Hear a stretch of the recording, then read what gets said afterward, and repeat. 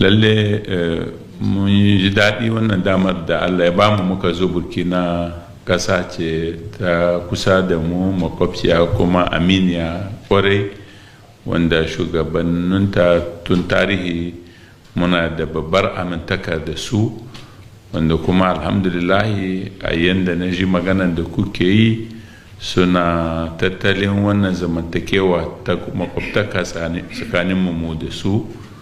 Allah ya saka musu da alheri. Mun kawo musu ziyara ta zumunci ta makwabtaka ta alheri, kuma za mu yi amfani da wannan ziyara don mu tattauna akan duk batutuwan da suka shahi makwabtaka mu, zamantakewa mu da kalubalen da muke fuskanta tare, musamman a wannan lokacin nan na ta'addanci. Kun san da ƙasashen mu biyu suna makwabtaka da Mali, wanda take fama yau kusan shekara 10 da wannan matsala. Wannan matsalan kuma ba ta tsaya Mali kaɗai ba, hal ta iso nan ta je Niger. Yau babban batun ne da ya dame mu.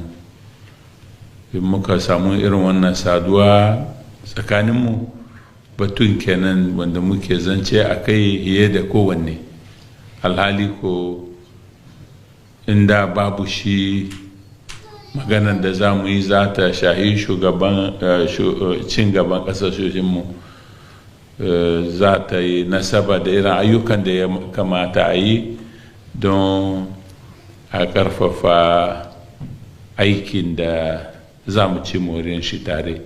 Amma yau babban aiki da yake gabanmu shine daidai babban kalubale wanda muke fuskanta tare, mu kuma ƙasanmu. Duk da yake kamar yadda kuka sani muna fuskantar wannan matsala, muna kokari don mu ciwo kanta, kuma alhamdulillahi a bisan duka halamu muna samun ci gaba. Matsalar Nijar ta kasance daban a fannin tsaro da kowace ƙasa, saboda mu sabani da mahiyawa cikin ƙasashen wanda wannan matsalar ta dame su tare da mu muna da makwabtaka da Libya. Libya kuma ita ce umar aba'isan wannan matsalolin namu, saboda daga can ne wannan makaman da 'yan ta'adda suke amfani da su suke zauwa, kuma Libya ba ta hukuma, ba ta da gwamnati, ba ta da soji a iyaka tare da mu. Kenan mun ɗauki nauyin abin da ya shahe su da abin da ya shahe mu. Wannan babban matsala ce wanda ta shahe mu musamman. Ba ta shahi Burkina ba, alal misali, ba ta shahi Mali ba, ba ta shahi Najeriya ba, tunda su ba su da iyaka da Libya. Mu kuma muna da wurare har guda 2 zuwa 3 inda muke fama da ta'addanci, shi ma saɓani da sauran ƙasashe, tunda muna da ta'addanci na tafkin Chadi, wanda shi daban yake da wanda muke fama da shi a ƙasar Mali.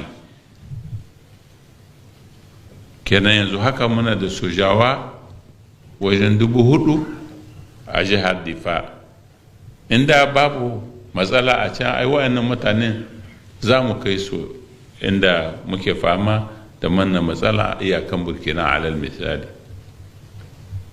Kuma gashi nan matsalar Mali da ta zo, duk yanzu yankin nan na yammacin ƙasanmu, ka ɗauki jihar Tilaberi daga Abala hatta man ƙasar Tawa, kai wajen Tiliyan nan, ka zo Abala, ka zo Alam, ka zo Bani Bango, ka zo Ayeru, ka zo Tera, ka zo Bankilare, ka zo Torodi da Sai, duk wannan matsalan ta shahe shi. Na san yanzu haka akwai cikin ku masu jin tsoro su dauki hanya wannan motar su je Niger, shi ma abu ne sabo wanda yau babu shakka mu ya dame mu kamar yadda kuka sani.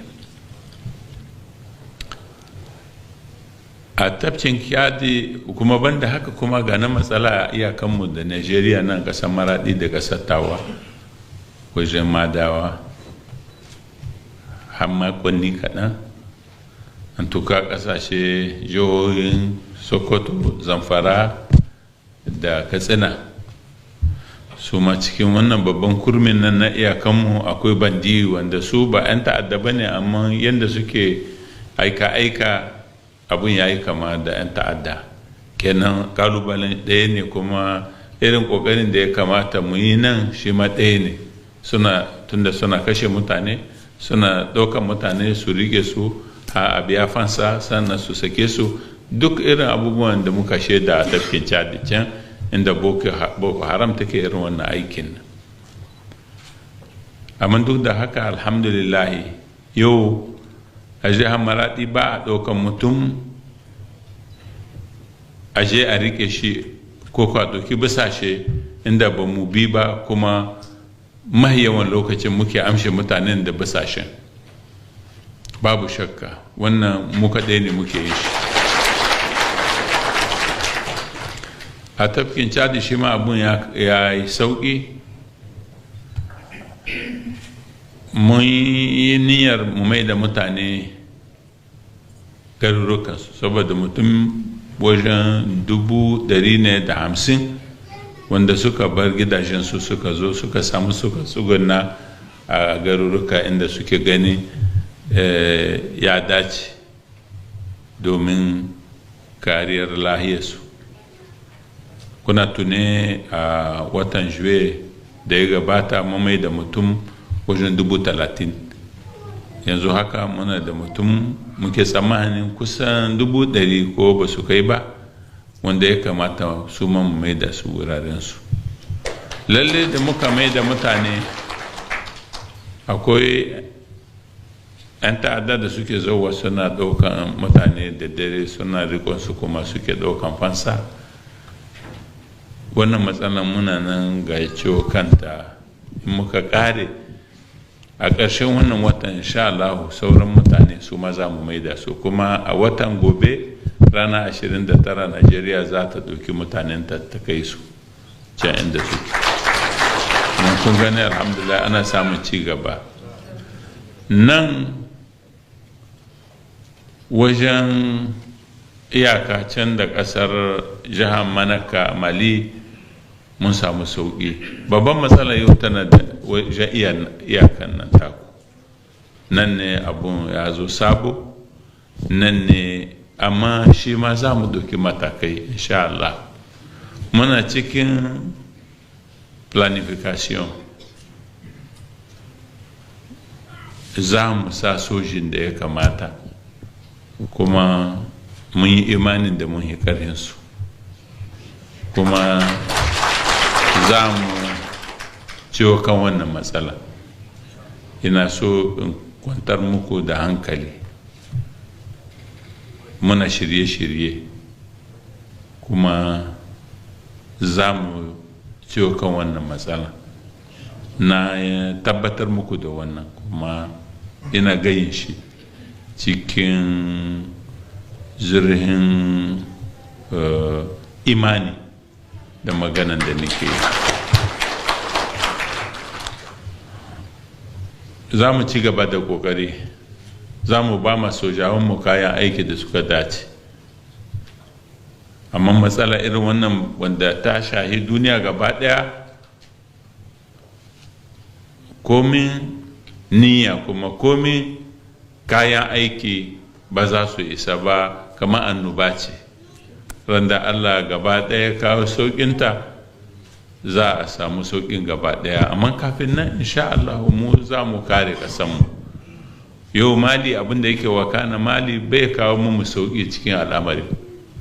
Kun gan su yau abin da suke fama da shi, sun bar ƙasar su yau tanken siyasa ce suke yi nan ba mako, amma ƙasa ita sun bar ta babu shakka. A iyakanmu mu dai ba mu gan sojin Mali ko guda ba, iyakanmu babu wanda muke mu'amala da shi. Kuma ƙasansu tana nan, 'yan ta'adda sai ci gaba suke, suna nan ga mamaye ta. to a cikin wannan yanayin komai kokarin da mu muka yi da yake ba za mu iya mu yi babbar katanga tsakanin mu da su wanda sahe da rana muke iya mu kula da ita, kenan ba za a rasa abubuwan wanda hal gobe za su dame mu, amma insha Allah za mu rage sanadiyan illar da suke iya aikata a ƙasar mu. Bana alhamdulillah damana ba ta yi kyau ba yadda muka sa tsammani, kenan muna da wani kalubale sabo bara babu shi na karancin cimaka, amma za mu ɗauki matakai fanni biyu. Fannin sayan cimaka mu fara raba ta da sauran wuri kyauta inda ya dace, ko mu sai da ta rahusa a cikin faɗin ƙasa gaba ɗaya, amma tun saurin wuri insha Allah. Na ba ma Premier Ministre da Directeur General na OPVN umarni mu tashi tsaye tun yanzu, kuma ya zamanto da saurin wuri muka fara wannan ayyukan da na magana a kai, kuma tun yanzu mu yi odan cimakan abincin bisashe wanda cikin rani ya zamanto ko ina mun kai su, kuma mu sai da su rahusa ga jama'a. Kuma za mu kira ga kasashen waje su masu kawo mu tallafinsu ba tare da bata lokaci ba insha Allah. Banda wannan sauran za mu ci gaba da aiki kamar yadda muka gai, mu inganta makarantu. Kungan conseil de ministre da ya wuce mun ɗauki mataki, malaman makaranta na CEG lycée mutum 2,500 muka ba aiki. Za mu yi nazari ta yadda za mu irin wannan ƙoƙarin a école primaire, shi ma mutanen akwai adadin mutanen da za mu ba aiki su bar kontra mu ba su aiki, saboda gurinmu da sannu-sannu duk wanda muka gan ya kamata a ce an ba su aiki na dindindin matsayin fonctionnaire domin su iya aikin na nasu mu ba su shi, kuma contractual wanda ba mu yarda da su yadda ya kamata ba, za mu gan irin amfanin da za mu yi da su. Akwai mataki da muka ɗauka na tilasta ma ɗalibai in suka hito daga karatun nasu su je su yi service civic dole shekara 2, sa'an nan in suka hiddo takardar ta shaidar cewa sun yi service civic za a ba su umarni su yi aikin gwamnati. Mukan so maimakon da a fere da service civic ake ɗaukan su kuma a kai su minister ba sa aikin komi, suna zaman banza nan Niamey da sauran garuruka. Mun ce nan gaba za mu kai su école primaire da CEG da lycée su koyar da yaranmu, saboda mun gan niveau ɗin yara bai da kyau. In muka tsaya muka bar wanda suke kula da karatu yanzu, komai yawan shekarun da su aka ci gaba da su, kenan ba za mu magance ma wannan matsala. Amma in muka kawo mutanen da suke da ilimi sun yi karatu university, muka ba su horo na kwana 45, muka kai su suka karantar da yaranmu, le niveau va se relever incontestablement, kuma za mu magance ma wannan matsala. Mais aussi longtemps que nous laisserions les enfants entre les mains des enseignants actuels ou les contractuels qui font le BPC puis une année d'école normale, ça ne peut pas être une solution. Or, j'ai l'habitude de dire que la compétition entre les pays, c'est la compétition entre les systèmes éducatifs des différents pays. Il faut que nous améliorions notre système éducatif. C'est pourquoi nous avons décidé que pour ceux qui vont enseigner dans les écoles primaires, désormais, nous les recruterons, nous procéderons à un concours après le bac nous allons faire 2 ans de formation et nous les envoyons enseigner dans les écoles primaires. Nous allons de la sorte relever le niveau des enseignants, ce qui va leur permettre d'enseigner et de faire en sorte que les enfants qu'ils forment soient capables de comprendre et de réussir par conséquent leur scolarité. Nous allons systématiquement recruter tous qui sortent avec des diplômes d'enseignement à partir de nos structures universitaires. Et nous avons décidé de recruter tous les besoins en professeurs au profit de nos universités. Les universités ont estimé qu'elles ont besoin de 170 enseignants, nous allons les recruter. Nous allons procéder à la sélection des dossiers ce mois-ci. Et vers le mois de novembre, Inch'Allah, on va tout recruter. Nous allons faire les internats pour les jeunes filles, aussi pour maintenir les jeunes filles à l'école. Vraiment, il y a un grand engouement, nous le savons, il y a une grande mobilisation internationale aussi pour nous assister. Nous allons faire une table ronde sur cette question-là au cours du premier trimestre de l'année prochaine et nous pensons que c'est un projet qui va avoir beaucoup de succès. Nous allons enfin avoir un grand programme de construction d'infrastructures universitaires au profit des étudiants, construire des cités universitaires, construire des amphithéâtres, construire des restaurants universitaires, construire des laboratoires. Nous avons un schéma à cet effet. Les études sont en train d'être faites et peut-être que dans 3 mois à peu près, nous pourrons faire l'annonce du programme tel qu'il va être mis en œuvre. Voilà, ça c'est parce que nous comptons donner, comme nous l'avons dit, comme je l'avais dit dans mon discours d'investiture, vraiment la priorité au système éducatif. Ma conviction, c'est que c'est par là qu'on doit commencer. C'est là qu'il faut mettre l'accent. C'est par là seulement qu'un jour, nous serons un pays en état de soutenir la compétition avec les autres pays du monde, nos voisins et les autres. Za mu ci gaba da sauran ayyuka wanda suka shahi fannin likita da fannin aikin gona da fannin hanyoyi da sauransu insha Allah. Jama'a mun gode muku da kuka mamu wannan kyakkyawan tarbe na filin jirgi tazo da wannan zuwa da kuka mamu ta zumunci nan muka yi hira da ku. Allah ya saka muku da alheri. Mun ji koke-koke da kuka gabatar. Les étudiants ainsi que les stagiaires, nous sommes aussi peinés franchement par cette situation. Vraiment, nous avons noté et nous allons essayer, en particulier vous les stagiaires, sans vous oublier vous autres aussi, les étudiants, de régler ces problèmes-là.